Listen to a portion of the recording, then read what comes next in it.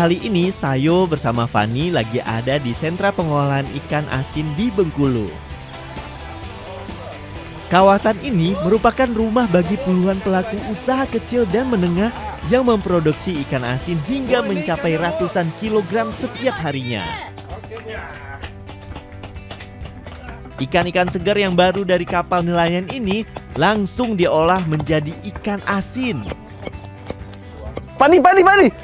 Pani, jiprega lo nih, tengok muka abang, aduh. Bukan, Bu. Bu, tengok Bu, bersihin sisiknya kena muka abang gak lo nah. Oh iya, ikan yang bisa dijadikan ikan asin biasanya jenis ikan laut ya. Kalau di Kampung Sejahtera ini, yang bisa dibuat ikan asin itu ada ikan kerok, ikan beleda, dan ikan waru.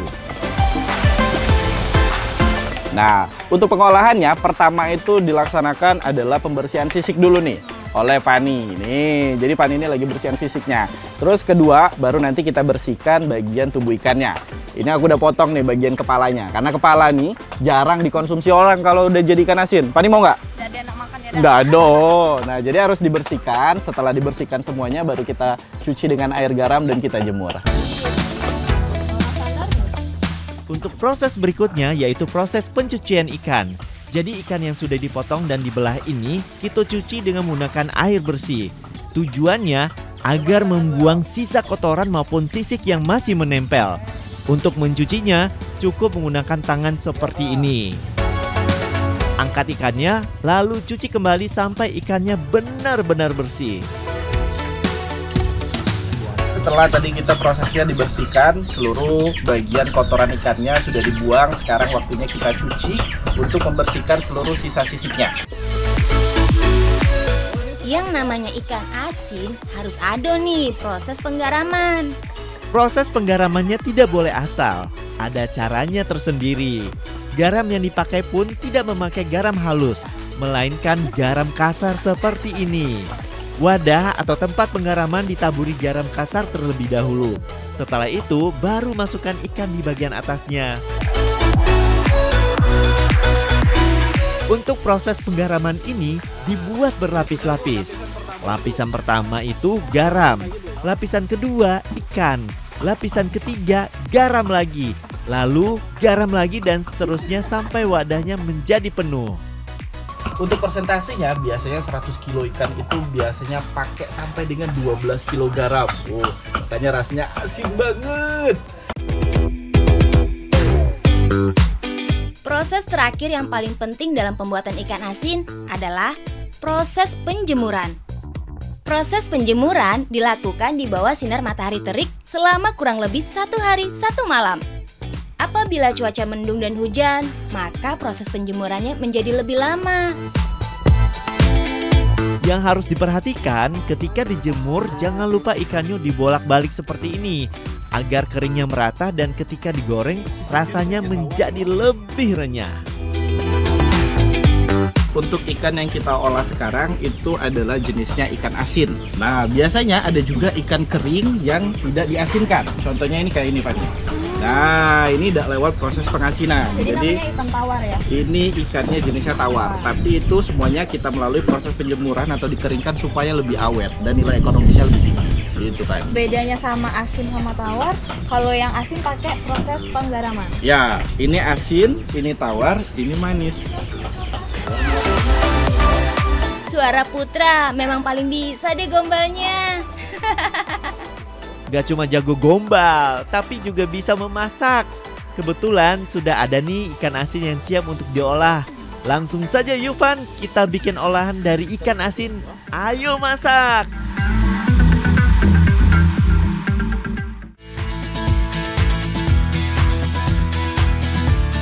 Kita mau masak, judul masakannya itu pas. Tahu nggak kenapa?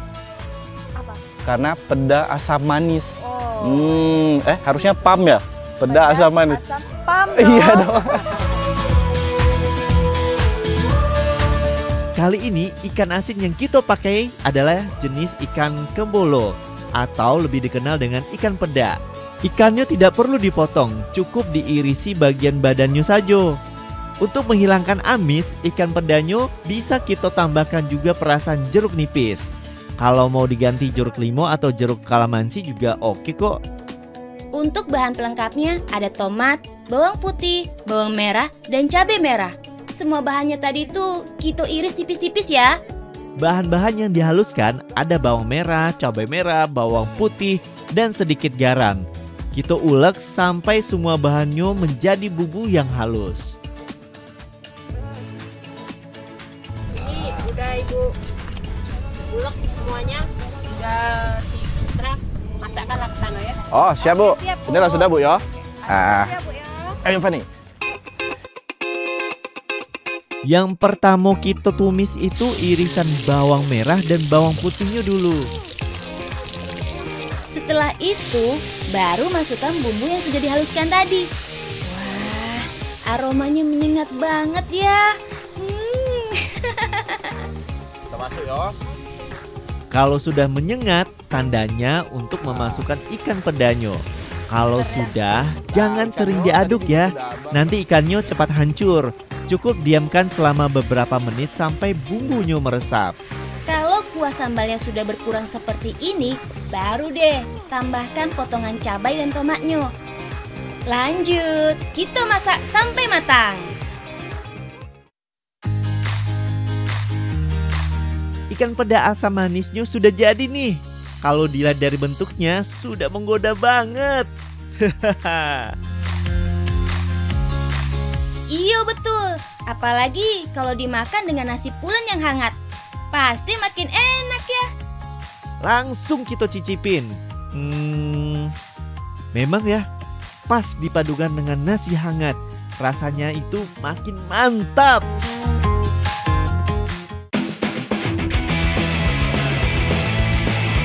Sebagai daerah pesisir Bengkulu, Kampung Sejahtera, Kecamatan Kampung Melayu, memiliki hasil laut yang cukup melimpah.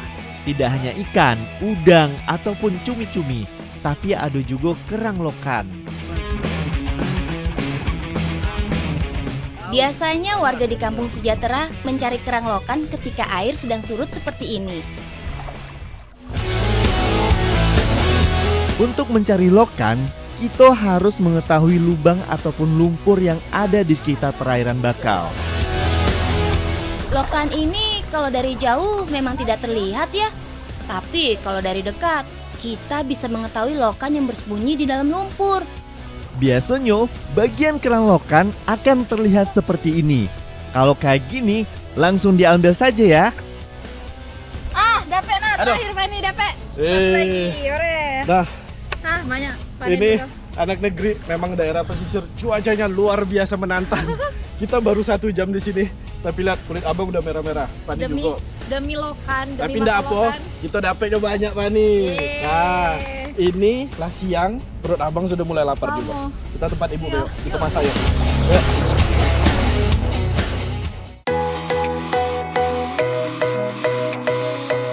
Aku kebagian tugas untuk merebus lokan ini dulu sebelum nanti kita olah.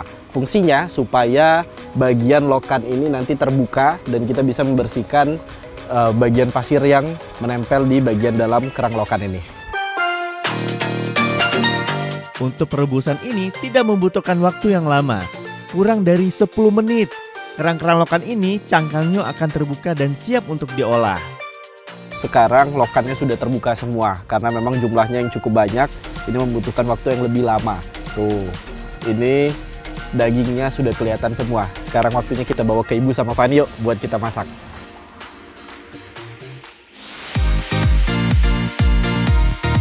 Sekarang kita buat yuk bumbunya. Pertama, kita iris dulu cabai merah, bawang merah, dan bawang putih. Setelah semuanya diiris, baru deh kita ulek rempah-rempah seperti jahe, lengkuas, kunyit, dan kemiri. Kita ulek semua bahan tadi, tapi jangan sampai halus dulu ya.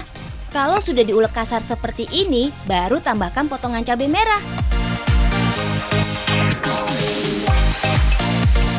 Dilanjutkan dengan garam dan ketumbar, lalu aduk semua sampai benar-benar halus.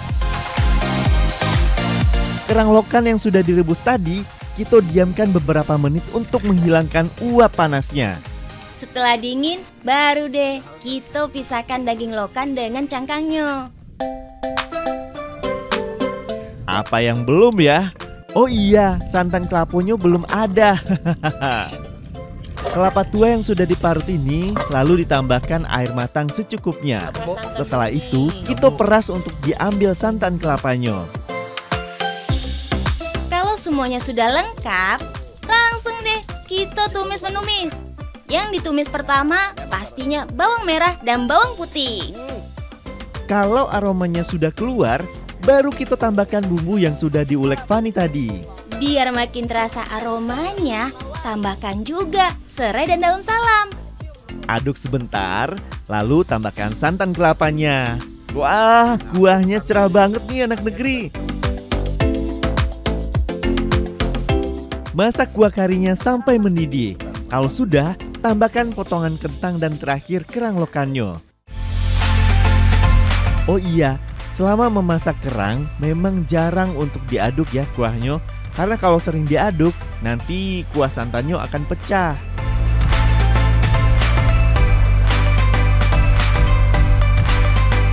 Katupe kari lokannya sudah jadi nih anak negeri. Kalau di Bengkulu, makanan berkari biasanya tidak pakai nasi, tapi pakai ketupe atau ketupat.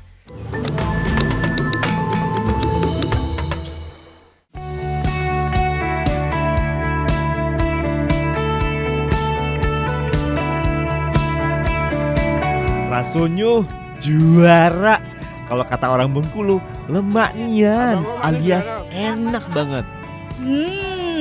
Untuk bumbunya meresap dan rasanya mirip seperti kuah kari pada umumnya. Bedanya kalau kari Bengkulu lebih terasa kemirinya dan rasanya tidak terlalu pedas. Dan untuk rasanya, kari kerang lokan ini memang mirip seperti kari pada umumnya secara bumbu, Bu Yo. Tapi karena kita menggunakan bahan yang cukup spesial yaitu kerang lokan, jadi memiliki cita rasa yang sedikit berbeda, Pak nih. Jadi ada rasa kenyal-kenyal, gurih jo ado, rasa seafood. Pedasnya ada. Dan Pani tahu enggak, kerang lokan ini mengandung banyak nutrisi dan juga vitamin yang bermanfaat bagi tubuh. Tapi jangan banyak-banyak, kelak sakit kepala gampang Pani, darah tinggi Bu Yo. Jadi makannya secukupnya aja, karena memang untuk peruntukan kerang lokan ini masih banyak sekali di alam, karena memang alam memberi banyak manfaat. Yuk makan lagi yo. Bang, makan lagi Bang. Makan.